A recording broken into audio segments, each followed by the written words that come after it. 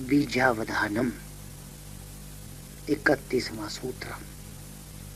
शिव कहते हैं ध्यान ध्यान के बिना तुम्हारा कल्याण नहीं होगा। और ध्यान बीज की तरह है। जैसे एक बीज वृक्ष बनने के लिए मिट्टी में जाता है और मिट्टी में जाकर जब तक वह वृक्ष बनता है तब तक वह बीज मर जाता है, सड़ जाता है, गल जाता है।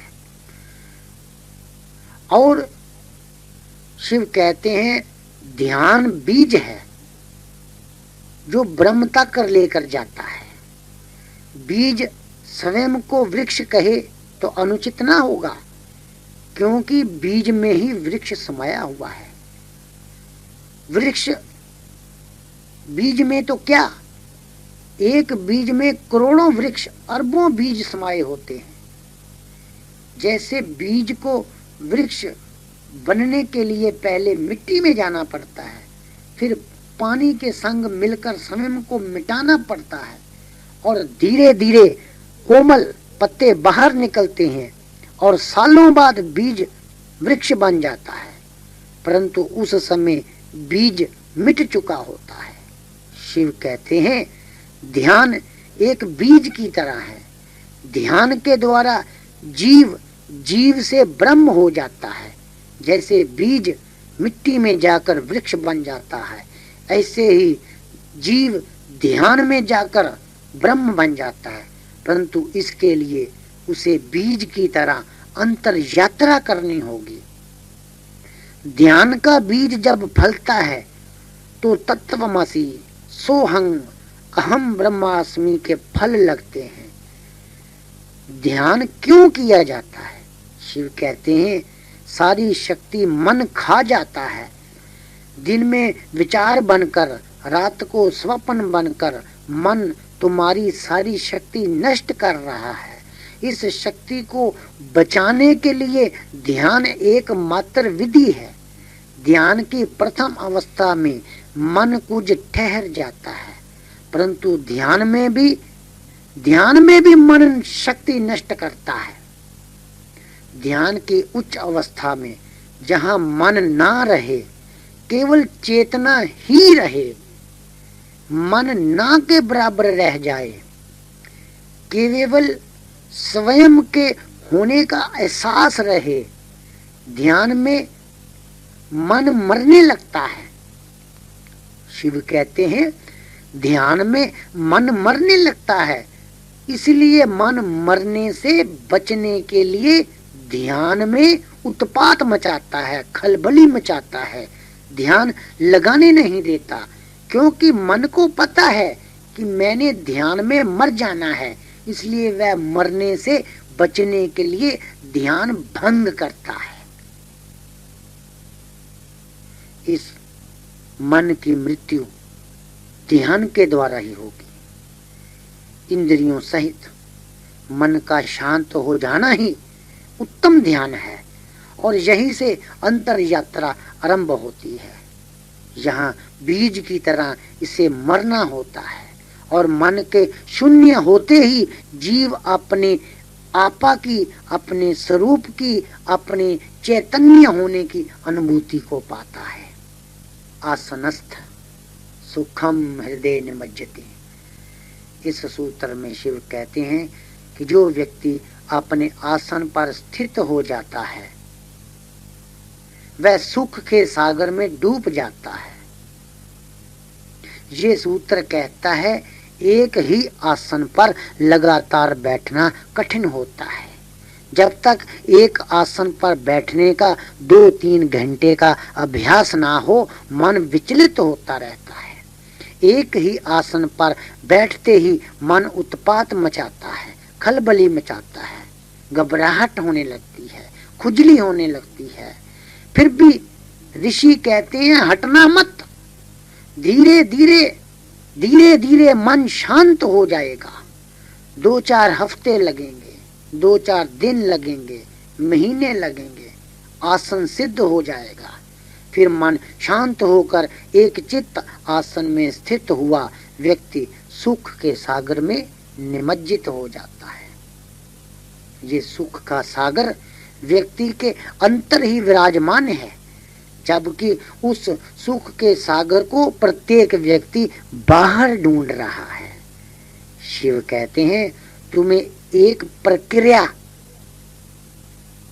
प्रक्रिया से पड़ेगा और अपने आसन को सिद्ध करने के लिए अभ्यास करना पड़ेगा, उद्यम करना पड़ेगा, चेष्टा करनी पड़ेगी। और इस मंत्र का गुप्त रहस्य, बड़ा गुप्त रहस्य है। एक तो है आसन सिद्ध करना, लगातार 2-3 घंटे बैठकर एक आसन को सिद्ध करना, और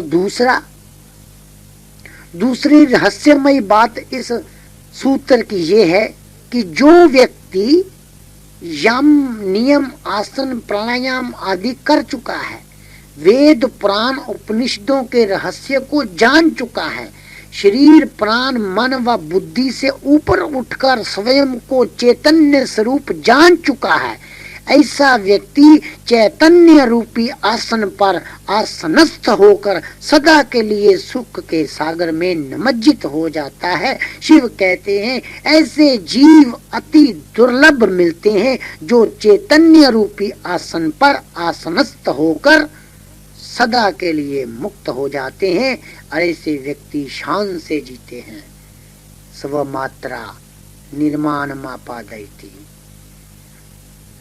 इस सूत्र में भगवान शिव कहते हैं पहले ध्यान की तैयारी करना, फिर आसन सिद्ध करके ध्यान के द्वारा चिदात्म सरोवर में डूब जाना। फिर शिव कहते हैं ऐसा होने पर स्वमात्रा निर्माण अर्थात अपने आपा आत्मा का निर्माण होता है। यहाँ समझने की बात यह है आत्मा बनाया या मिटाया नहीं जा सकता, वह तो पहले से ही अंतर विराजमान है। सिर्फ इस पद्धति के द्वारा आसन ध्यान के द्वारा अंतर में चेतना के सागर में निमज्जित हो जाने से वह आत्मा प्रत्यक्ष हो जाता है।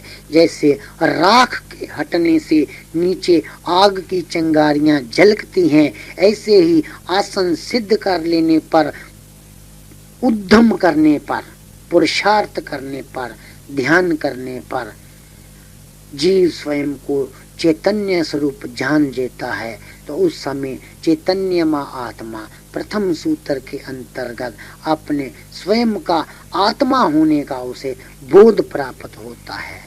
विद्या अविनाशी जन्म विनाश है। इस सूत्र में शिव कहते हैं विद्या और अविद्या दो तत्वों का विवेचन उपनिषदों में हुआ है। ये जो विद्या और अविद्या दोनों को भली भांति जानता है वह जन्म और मृत्यु के भय से छूट जाता है। यहाँ पर इस सूत्र में भगवान शिव कहते हैं विद्या का अविनाश जन्म का विनाश है। अर्थात जब व्यक्ति चेतना के सागर में निमज्जित हो जाता है, डूब जाता है, तब अपने होने का बोध, स्वयं को चैतन्य होने का जो ज्ञान उदय होता है वह कभी भी नष्ट नहीं होता। शिव कहते हैं ऐसा ज्ञान उदय होने पर जन्म मरण का चक्कर समाप्त हो जाता है और ऐसी अवस्था पर पहुंचकर जीव समष्टि चेतन का एक हिस्सा बन जाता है। लेकिन यहाँ तक पहुंचने के लिए अनेकों मंजिलें पार करनी होगी। इस मुकाम पर पहुंचकर जो कुछ जाना वह विद्या अविनाशी होती है, उसका नाश नहीं होता। जब बोध हो गया कि मैं शरीर नहीं हूँ, मैं प्राण नहीं हूँ, मैं मन नहीं हूँ, मैं बुद्धि नहीं हूँ, इन सब से परे जो चेतन तत्व है वह मेरा अपना आपा है, मेरा अपना स्वरूप है, तब ये विद्या कभी नष्ट नहीं होगी। शरीर नष्ट होगा, जन्म का विनाश होगा। त्रिषु चतुर्थ तैलविदा सेच्यम।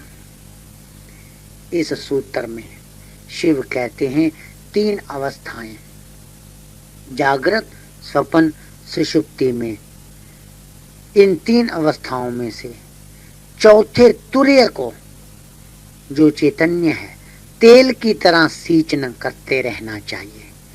शिव कहते हैं जिसने जागृत स्वप्न सुषुप्ति धारण कर रखी है, जिसने जागृत स्वप्न सुषुप्ति धारण कर रखी है, वह तुम्हारा अपना आपा है, अपना स्वरूप है। तुम सदा ही उस चौथे को, जो चेतन स्वरूप है, जागृत स्वप्न सुषुप्ति का आधार है, उसे सिमरन करते हुए जीना। जैसे दीपक में तेल पड़ा हो तो दीपक की लौ धीरे धीरे तेल सींचती है, परंतु तेल का कम होना, तेल का घटना एकदम महसूस नहीं होता, धीरे धीरे चुपके चुपके। शिव कहते हैं तुम उस चौथे के साथ बंधे रहना, जुड़े रहना, स्वयं को चौथा मानते हुए जीते जाना, अर्थात अपना चौथा स्वयं कर लेना। नहीं तो मरने के बाद चौथा होगा, तब कोई लाभ ना होगा। जिसने जीते जी चौथे को जान लिया वह मुक्त है। शास्त्रों में इस चौथे को तुर्य कहा गया है। इस तुर्य अर्थात चौथे में तीन अवस्थाएं जागृत स्वप्न सुषुप्ति मनकों की तरह पिरोई हुई हैं। मनके घूमते हुए दिखते हैं, धागा नहीं दिखता। इसी प्रकार जागृत स्वप्न सुषुप्ति भासती हैं। जो तीनों जिसके ऊपर घूमती हैं वह नहीं भासता, वह चैतन्य माँ आत्मा है, वह अपना आपा है। शिव कहते हैं सदा ही इस चौथे को बुद्धि में रखकर जीते रहना। जहां तक हो सके नींद में भी इसे साथ रखकर सोना, हर अवस्था में इसका साथ ना छूटे, यही तुम्हारी बुद्धिमता होगी। मग्न स्वचित्ते प्रविशेत। यहाँ इस 36वें सूत्र में शिव कहते हैं जब व्यक्ति चौथे को सींचने लगता है, जब व्यक्ति चौथे तक पहुंच जाता है, तब वह मग्न होकर स्वचित्त में प्रवेश कर जाता है। उसे अपने होने का अनुभव भासता है। जब जीव स्वयं का पता चला लेता है, वास्तव में ये ब्रह्म ज्ञानी की अवस्था है, जो स्वचित्त में प्रवेश कर सदा मग्न रहता है। प्राण समाचारे समदर्शनम। इस सूत्र में भगवान शिव कहते हैं जब व्यक्ति चौथे को जानकर स्वचित्त में प्रवेश करता है तब मग्न हो जाता है, तब उसे प्राण समाचार मिल जाता है। प्राण समाचार अर्थात एक ही प्राण सर्वत्र व्यापक है। मेरे में और दूसरों में कोई भेद नहीं है। सब जीवों में एक ही प्राण व्यापक है, प्रवाहित हो रहा है। एक ही प्राण सबके भीतर, किसी से कोई भेद नहीं, कोई बैर नहीं, विरोध नहीं। शिव कहते हैं प्राण समाचारे समदर्शन। जब व्यक्ति उस चौथे चैतन्य तक पहुंचता है तब उसे सभी प्राणियों में एक ही तत्व भासता है और प्राण समाचार मिलते ही उसकी समदृष्टि हो जाती है। शिव तुल्य जायते। इस 38वें सूत्र में शिव कहते हैं जो समदर्शन को प्राप्त हो जाता है फिर वह सब में एक ही तत्व को देखता है, तब वह जीव ना होकर शिव तुल्य हो जाता है, शिव बराबर हो जाता है। उसका सारा अहंकार समाप्त हो जाता है, सभी उपाधियां समाप्त हो जाती हैं जो उसने अपने साथ जोड़ रखी थी। जहां तक कि उसकी मैं भी मर जाती है, उसे सर्वत्र एक ही तत्व भासता है। मैं और तू का भेद समाप्त होकर अहम ब्रह्मास्मि सर्व खलविदं ब्रह्म का घोष उत्पन्न होता है। इसलिए शिव सूत्र कहता है तुम्हें सीढ़ी दर सीढ़ी चढ़ना होगा, एक एक सूत्र पर विचार करते हुए आगे बढ़ना होगा। कथा जप, ये सूत्र बड़ा ही महत्वपूर्ण और क्रांतिकारी सूत्र है। अब शिव सूत्र की यात्रा रहस्यमयी होती जा रही है। एक ऐसे व्यक्ति के लक्षण जो पुरुष व प्रकृति दोनों को पृथक पृथक जान गया है, जो पुरुष व प्रकृति के दोनों के कार्य क्षेत्र, दोनों के गुण आदि को जानता हुआ अपने स्वरूप में स्थित है, जिसने स्व मात्रा का निर्माण कर लिया है, स्व स्वरूप के आसन पर स्थित होकर हृदय में चैतन्यमयी सागर में निमज्जित हो गया है, जिसकी बुद्धि में विद्या का प्रकाश उदय हो गया है और जो तीनों अवस्थाओं में चौथे को सींच रहा है, तथा ऐसी मगनता जिसके रोम रोम में समा चुकी है, तथा साम्य दर्शन अवस्था को जो प्राप्त कर चुका है और एक ही निर्गुण तत्व को सब में देखता है, ऐसा व्यक्ति शिव कहते हैं। जो कुछ भी बोलता है वह जप है, वह जो कुछ भी कहता है वह कथा है, उसका बोलना ही जप कहलाएगा, उसका बोलना ही कथा होगी। ऐसी महानता बताई है ऐसे व्यक्ति की जो चैतन्य मां आत्मा तक पहुंचा है। ऐसे व्यक्ति के सभी कर्म समाप्त हो जाते हैं, वह स्वतंत्र हो जाता है। यहाँ पर शिव सूत्र कहता है संभलना होगा, कहीं अज्ञानतावश अपने को इस सूत्र से बांध ना लेना, क्योंकि अधिकतर लोग अनुभव पर नहीं सिर्फ किताबें पढ़कर कहीं ना कहीं से ज्ञान चुराकर ज्ञानी बनकर स्वयं को धोखा देते हैं। शिव कहते हैं जो व्यक्ति शिव सूत्र के पहले 38 सूत्रों को पार कर चुका है वही इस 39वें सूत्र में प्रवेश करेगा।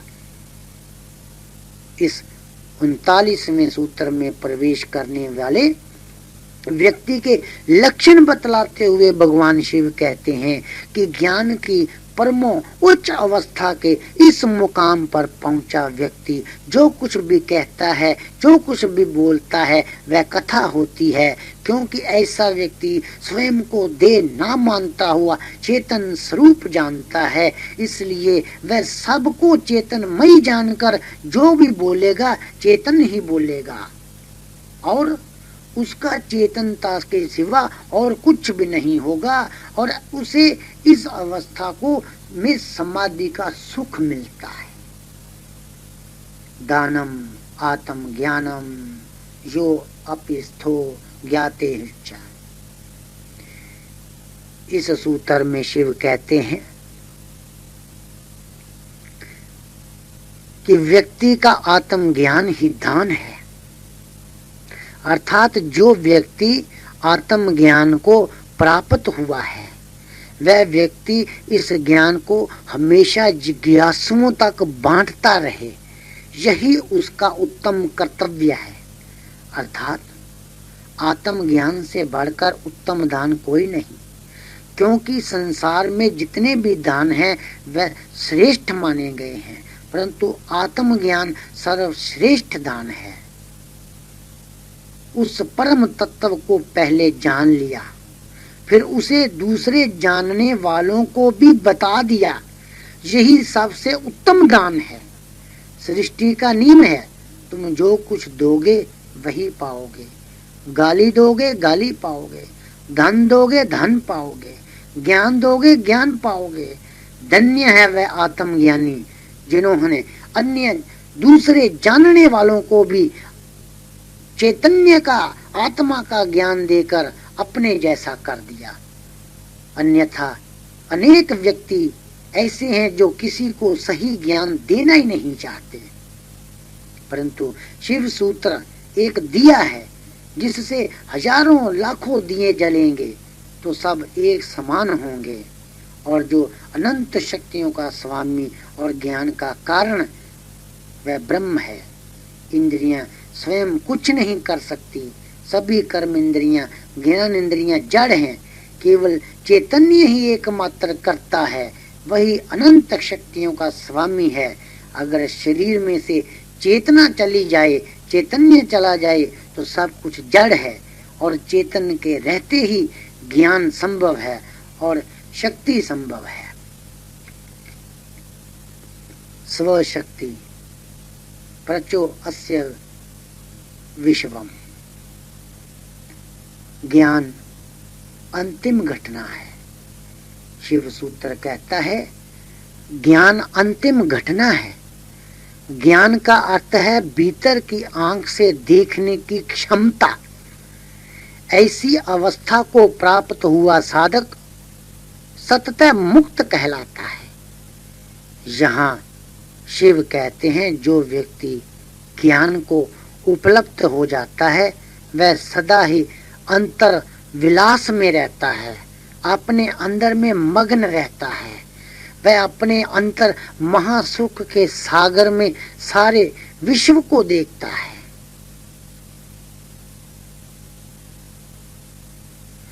अपने में जीना उसका लक्ष्य होता है।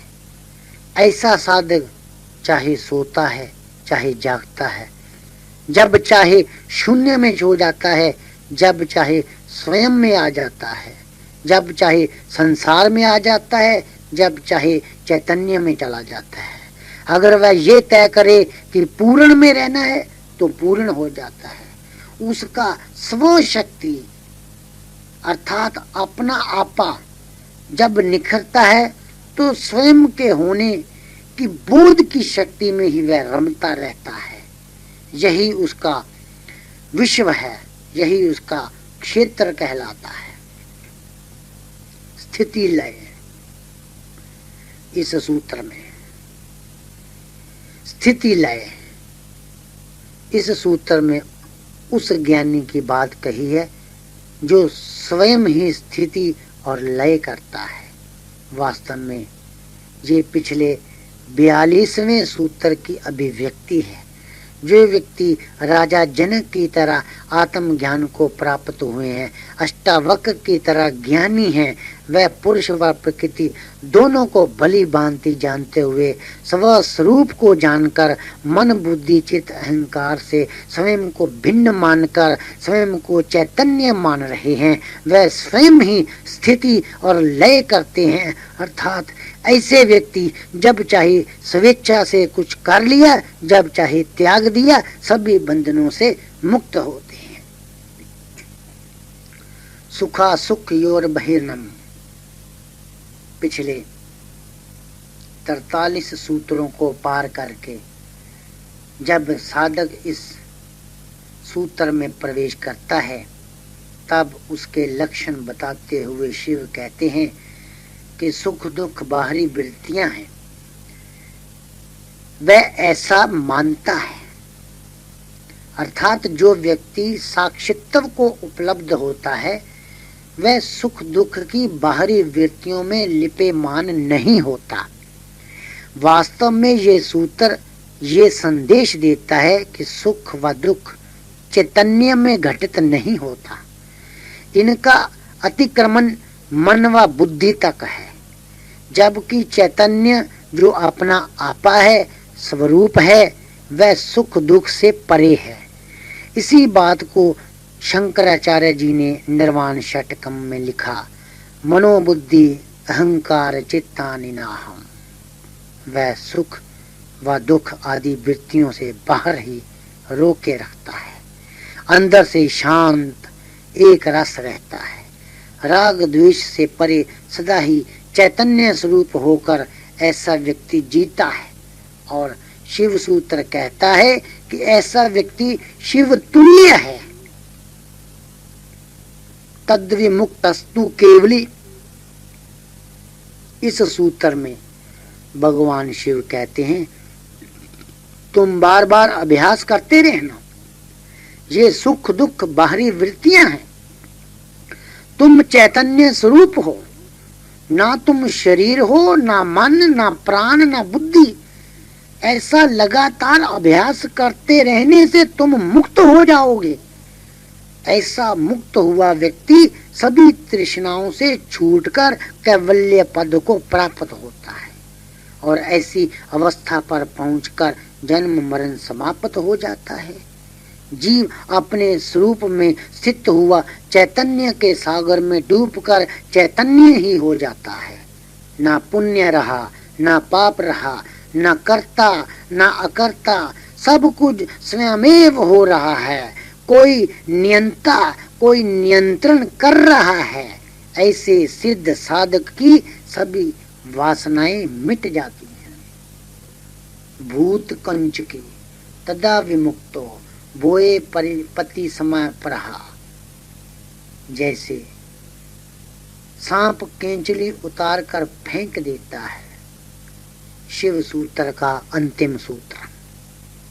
शिव कहते हैं जैसे सांप अपनी केंचली उतार कर फेंक देता है फिर उससे मोह नहीं करता, उसी प्रकार शिवत्व साक्षित्व को प्राप्त हुआ साधक अपने पांचों अवर्णों से मुक्त हो जाता है।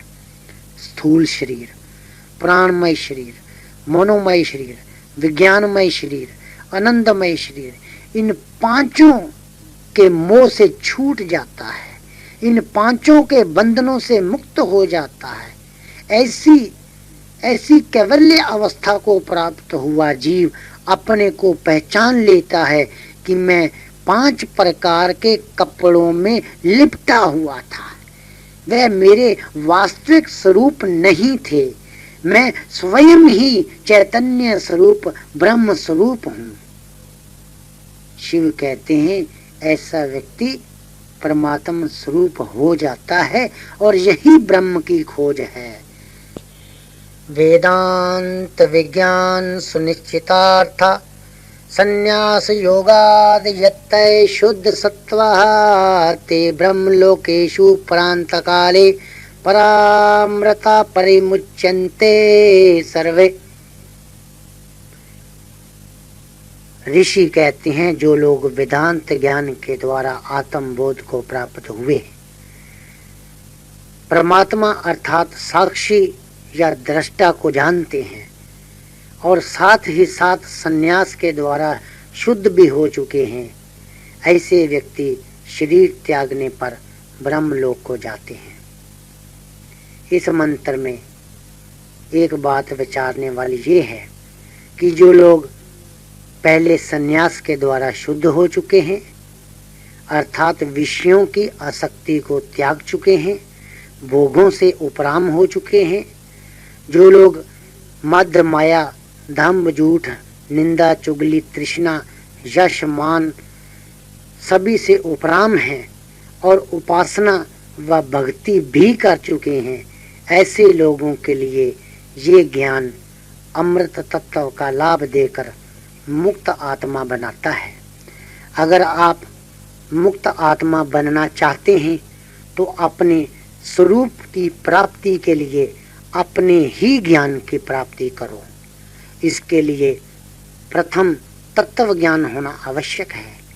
इसके उपरांत मन क्या है, मन का स्वरूप क्या है, मन के गुण अवगुण क्या हैं, चित्त व अहंकार का कार्य क्षेत्र, उनके गुण और दोष जानने की चेष्टा करें और उसके बाद सतोगुण रजोगुण तमोगुण तीनों का स्वरूप, तीनों के गुण और धर्म जानने का प्रयत्न करें और तत्पश्चात 5 तत्व पृथ्वी जल अग्नि वायु आकाश आदि को जानते हुए अपने शरीर का अन्वेषण करना चाहिए।